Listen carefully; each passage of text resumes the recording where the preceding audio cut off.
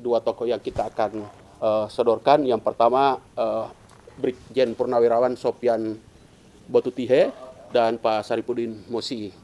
Basis massa mereka sudah jelas, ditambah dengan kolaborasi dengan kader PD Perjuangan, insya Allah tidak mudah kalau kita melinearkan suara PDI Provinsi dengan DPR RI. Jadi potensi 90.000 itu dengan sekian persen saja diperoleh oleh dua tokoh ini, kita sudah mencapai target yang minimal satu kursi sudah dalam genggaman kita. Dan itu kita optimis, realistis, dan tidak mengada-ada. Bang Jago, Abang Jago, sorry Bang Jago, ampun Bang Jago.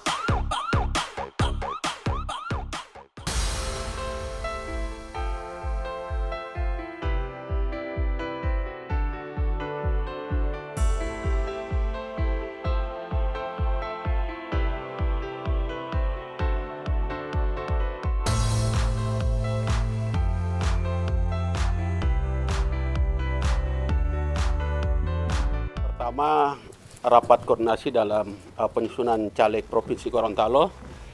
Alhamdulillah setelah kita pleno tadi, dari seluruh DPC sudah menyampaikan seluruh calonnya, yang insya Allah itu tinggal penetapan dari DPP sudah selesai, dan PDI Perjuangan Provinsi Gorontalo sudah siap akan mengikuti pemilu. Baik keputusan MK mau tertutup maupun terbuka, kita sudah siap. Semua caleg-caleg yang kita tampilkan adalah yang punya potensi untuk bisa meraup suara, sehingga tadi khususnya untuk Provinsi Gorontalo target kita naik minimal 10 kursi, itu realistis. Karena kita ada potensi-potensi yang bisa kita lakukan untuk meraih target yang ingin dicapai. Yang kedua, seluruh kabupaten kota itu targetnya ada 2 daerah yang ketua DPR, kita mau tambah 2 lagi potensi untuk bisa mendapatkan ketua DPRD Kabupaten Gorontalo salah satunya, dan kota Gorontalo itu potensi karena ketokohan dari beberapa calon yang disodorkan. Itu 10 kursi ini Pak untuk Provinsi Gorontalo. Dan target kita setelah melihat potensi yang ada dari calon-calon yang mungkin akan disodorkan oleh partai-partai yang ada di Provinsi Gorontalo untuk DPR RI, insya Allah dengan perolehan 2024 kita hampir 100.000, 90.000 lebih, dan itu belum linear dengan DPR RI, sehingga ini kita kejar, ditambah lagi dengan ketokohan dari 2 tokoh yang kita akan sodorkan. Yang pertama Brigjen Purnawirawan Sopyan Botutihe dan Pak Saripudin Mosi. Basis massa mereka sudah jelas, ditambah dengan kolaborasi dengan kader PDI Perjuangan, insya Allah tidak mudah kalau kita melinearkan suara PDI Provinsi dengan DPR RI. Jadi potensi 90.000 itu dengan sekian persen saja diperoleh oleh 2 tokoh ini, kita sudah mencapai target yang minimal 1 kursi sudah dalam genggaman kita.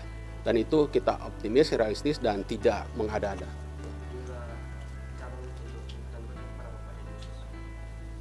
Masing-masing daerah kan sesuai dengan kuota kursi yang dibagikan oleh KPU. Ada penambahan dapil, ada daerah-daerah yang punya potensi dari ketokohan. Ada beberapa tokoh di partai-partai lain, ya nanti akan kita umumkan serentak. Ada yang punya potensi suara, itu alhamdulillah sudah bergabung dengan PDI Perjuangan.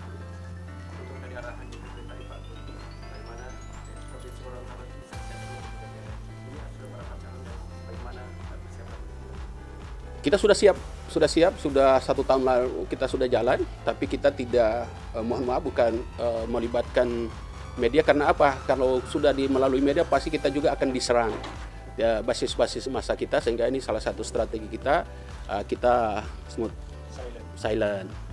Dan ini kan sudah ada kan beberapa partai, ya, partai sudah menyatakan untuk kursi di setiap daerah. Ya. Kalau untuk Gorontalo sendiri, untuk PDIP sendiri, di masing kabupaten kota provinsi, ada nggak target? ya. Jadi kabupaten itu ingin meraih kembali pimpinan dewan dan mengembalikan posisi kursi yang kemarin hilang. Dan itu sudah realistis apa yang kita lakukan karena ada beberapa dapil yang ditopang oleh beberapa tokoh sehingga ini bisa mendulang suara sehingga apa yang menjadi target kita sudah bisa kita lakukan. Jadi beberapa tokoh karena PDI Perjuangan terbuka, tidak memang target kita adalah struktural partai, tapi kita juga dibuka untuk tokoh pendidikan, budayawan, dari sisi keagamaan juga, organisasi keagamaan juga kita ada, ulama-ulama dari NU, dari Muhammadiyah juga ada. Itu yang dari kepemudaan juga ada, itu yang kita berharap yang dari pers lah yang ingin berpolitik, kita terbuka. Kalau ada dari insan pers yang berani menerobos satu Pak, keterwakilan perempuan untuk 30% sudah terpenuhi. DPR, Pak. Ya, DPRI ada beberapa calon dan salah satu dosen dari UNG, seorang doktor, suaminya adalah mantan pejabat di Provinsi Gorontalo, itu masih dalam taraf bukan negosiasi tapi konsolidasi untuk apakah benar-benar memang, karena memang sudah disampaikan secara terbuka bahwa siap apapun yang akan ini bila direkrut oleh PDI Perjuangan siap. Saya bilang tanya soal ini, saya bilang karena PDI, itu jawaban beliau karena PDI adalah NKRI, tentunya itu yang menjadi saya harus ya seorang dosen yang nanti kita akan umumkan nanti karena itu kan ada mekanismenya. Calon DPR RI dari unsur perempuan itu ada, saya sampaikan tadi Pak Sopian Brigjen Purnawirawan, Sopian Bututihe, Pak Saripudin Mesi, Hamsa Isa, terus ada Roni Sianturi, ya bukan tokoh dropping tapi dia memilih melalui DPP dan lebih suka di Gorontalo. Dia bilang tantangan untuk saya. Silakan. Perempuan kita sudah lebih juga. Makanya ini karena jatah kita Gorontalo hanya 3 kursi, tentunya ini kita serahkan kepada DPP untuk siapa yang paling, karena itu hak DPP lebih dominan. Yang jelas kita ditargetkan 1 kursi dan saya sudah siap dan menerima sanksi jika itu tidak terpenuhi dan saya optimis itu bisa tercapai karena realistis target kita. Untuk saat ini Pak, partai lain sudah menolakkan terkait bakal presiden yang akan dipilih. Nah ini untuk PDIP sendiri. PDI Perjuangan itu satu kata, bahwa keputusan Kongres yang bisa bersuara tentang siapa capres itu hanya 1 orang, Ketua Umum. Nah kalau kita bersuara berarti kita tidak percaya dengan mandat yang kita berikan kepada Ketua Umum. Kita tunggu saja, yang jelas nanti ada kejutan-kejutan yang akan dilakukan, tapi ada prediksi bulan Juni pada saat kita PDI Perjuangan akan merayakan bulan Bung Karno 1 Juni. Apakah di momen itu, yang jelas mudah-mudahan di bulan Juni itu sudah tidak bergeser. Nanti kita tunggu saja. PDI Perjuangan seluruh kadernya taat asas, tegak lurus dengan keputusan Kongres. Nanti kita tunggu saja bulan Juni, insya Allah. Itu. Yang jelas tidak mengecewakan teman-teman pers. Amin.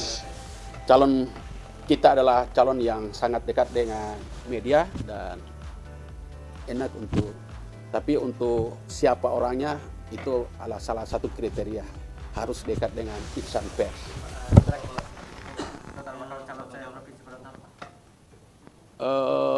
Kita sudah terpenuhi 100%, bahkan ada yang 120%.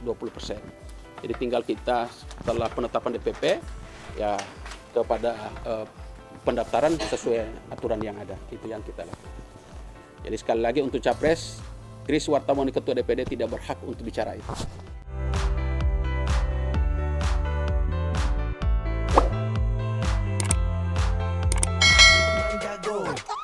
Abang jago, sorry bang jago, ampun bang jago.